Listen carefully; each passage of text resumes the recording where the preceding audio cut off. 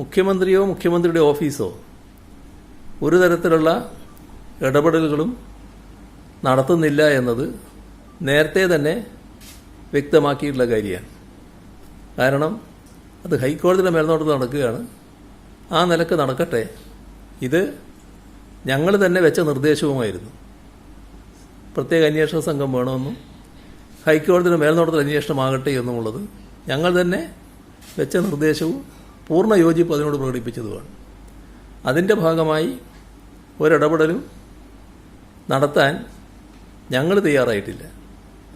അപ്പോൾ ചില കാര്യങ്ങൾ വരുമ്പോൾ അതിന് മറ്റു മറുപടി കൃത്യമായി മറുപടി പറയാൻ പറ്റാത്ത അവസ്ഥ വരുമ്പോൾ എന്നാൽ പിന്നെ ഇരിക്കട്ടെ ഒരു ആരോപണം, അത് മുഖ്യമന്ത്രിയുടെ ഓഫീസിനെതിരെ ആവട്ടെ എന്ന നിലയെടുത്താൽ അതുകൊണ്ട് തങ്ങൾ രക്ഷപ്പെടുമെന്നാണ് കരുതുന്നത്.